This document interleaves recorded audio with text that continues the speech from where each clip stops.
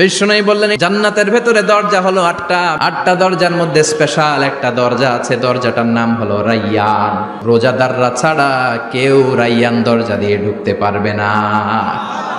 আবার বিষ্ণু বললেন একবার রাইয়ান দরজা দিয়ে ঢুকার সুযোগ যে পেয়ে যাবে চিরকালের জন্য তার গলার তৃষ্ণা মিটে যাবে। রোজা রাখলে গলায় তৃষ্ণা হয় না? এই যে আল্লাহর খুশির জন্য এই তৃষ্ণাকে সহ্য করে আপনি রোজা রেখেছেন, এর ফলাফল হিসেবে রাইয়ান দরজা দিয়ে ঢুকা মাত্রই আপনার গলার তৃষ্ণা শেষ। জান্নাতের ভেতর আমরা ঢুকতে চাই। শপিং মলে যখন আমরা ঢুকতে চাই কোন দিক দিয়ে ঢোকা লাগে? দরজা দিয়ে না, গেট দিয়ে। তো আমরাও জান্নাতের গেট দিয়েই তো ঢুকবো নাকি? আমরা জান্নাতের কোনো না কোনো গেট দিয়ে ঢুকতে হবে। বিশ্বনবী ফরমান, বুখারীর বর্ণনা, ইন্নালিল জান্নাতি সামানিয়াতু আবওয়াব, জান্নাতের ভেতরে 8টা দরজা আছে। কয়টা? বিশ্বনবী একবার সাহাবাদেরকে নিয়ে ওয়াজ করছেন, বলছেন তোমাদের মধ্যে এমন একজন ব্যক্তি আছে, এই ব্যক্তির আমলগুলো আল্লাহর কাছে এমন ভাবে কবুল হয়েছে, আল্লাহর কাছে ওই ব্যক্তি এতটাই সেরা, জান্নাতের 8টা দরজা কিয়ামতের দিন এই লোকটাকে ডাকতে থাকবে। প্রতিটা দরজা বলবে আপনি আমার দরজা দিয়ে ঢুকে জান্নাতে প্রবেশ করেন। সাহাবারা বললেন ইয়া রাসূলুল্লাহ, কে সেই ব্যক্তি? বিশ্বনবী বললেন ওই ব্যক্তির নাম হলো আবু বকর। কিয়ামতের দিন সাইয়েদনা আবু বকরকে 8টা জান্নাতের দরজা থেকেই জান্নাতগুলো ডাকতে শুরু করবে, উদখুল মিন বাবি, উদখুল মিন বাবি, আমার দরজা দিয়ে ঢুকেন, আমারটা দিয়ে ঢুকেন। ওই দরজা থেকে বলবে আমারটা দিয়ে ঢুকেন। আল্লাহু আকবার। বিশ্বনবী আমাদেরকেও নিরাশ করেন নাই।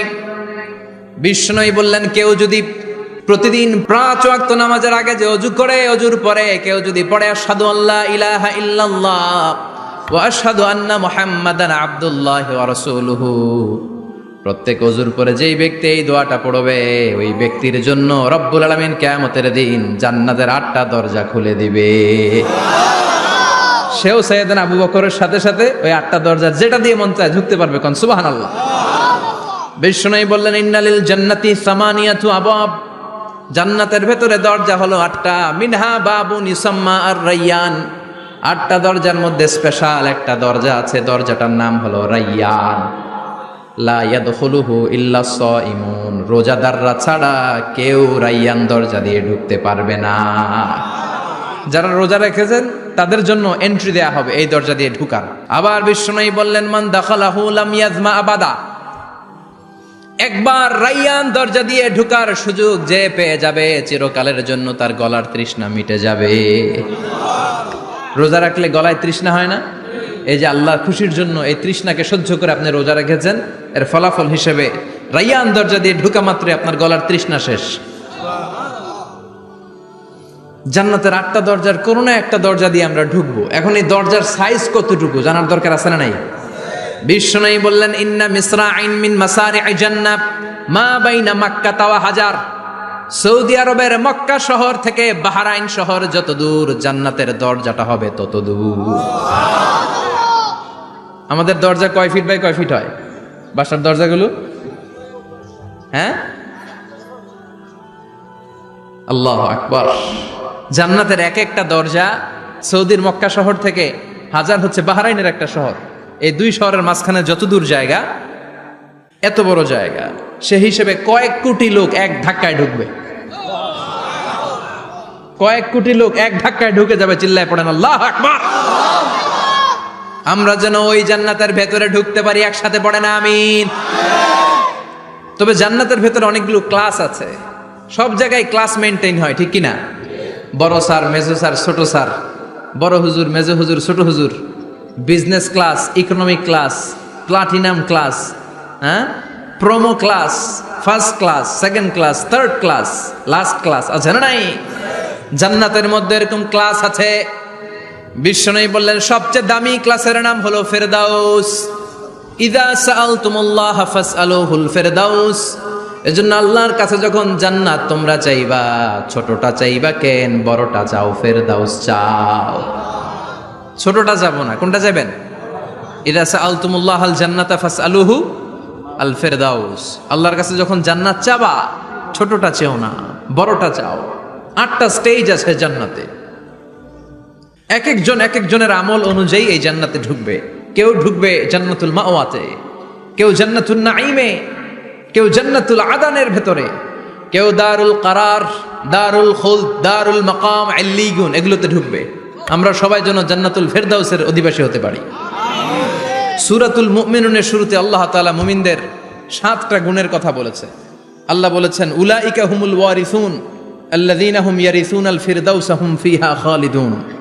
এই 10টা আয়াতের ভেতরে যেই 7টা গুণের কথা আছে, কোনো ব্যক্তি, কোনো মুমিন বান্দা যদি এই 7টা গুণ নিজের মধ্যে ধারণ করতে পারে, তাহলে বাবা মারা গেলে ছেলে যেমনি বাবার সম্পদের ওয়ারিশ হয়ে যায়, ওই মুমিন বান্দাগুলো জান্নাতুল ফেরদাউসের ওয়ারিশ হয়ে যাবে। আমরা জান্নাতুল ফেরদাউসে যেতে চাই। কোথায় যেতে চাই? কথা বলেন। আমরা জান্নাতুল ফেরদাউসে যেতে চাই। জান্নাতের মেহমান হয়ে যখন জান্নাতীরা যাবে, জান্নাতের জন্য ওয়েলকামিং রিসিপশন থাকবে। ফেরেশতারা ডাকে ডেকে রেড কার্পেট রিসিপশন, লাল গালিচার সংবর্ধনা দিয়ে জান্নাতীদেরকে একের পর এক ডেকে ডেকে পেছন থেকে হাঁকিয়ে হাঁকিয়ে জান্নাতের ভেতরে ঢুকাই দিবে। পড়েন সুবহানাল্লাহ। وسيق الذين اتقوا ربهم إلى الجنة زمرا حتى إذا جاءوها وفتحت أبوابها وقال لهم خزنتها سلام عليكم طبتم فادخلوها خالدين سبحان الله পড়েন। জান্নাতীদেরকে বিচার শেষে যখন জান্নাতে নেওয়া শুরু করবে, লক্ষ লক্ষ কোটি কোটি জান্নাতি জান্নাতের দিকে ছুটতে শুরু করবে। ছুটতে ছুটতে দেখবেন প্রধানমন্ত্রী যদি কোনো এলাকায় শুভাগমন করে, প্রধানমন্ত্রীর স্টেজে ওঠার আগে কয়েকটা গেট আছে না নাই? থাকে না?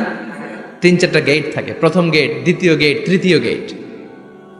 তো জান্নাতীরা যখন জান্নাতের দিকে যাবে, ফেরেশতারা হাঁকিয়ে হাঁকিয়ে নিবে, চলেন চলেন জান্নাতে চলেন, কংগ্রেচুলেশন, সুস্বাগতম। তারা যেতে যেতে জান্নাতে ঢোকার পথে যে বড় বড় গেটগুলো থাকবে, এই গেটগুলো পাবে। এই গেটগুলো এত সুন্দর, এত মনোরম, এত সুন্দর ডিজাইন করা, এত সুন্দর এগুলো structure, amazing, marvellous, genius, awesome, supercalifragilisticexpialidocious, অসম্ভব ভালো, অসাধারণ ভালো।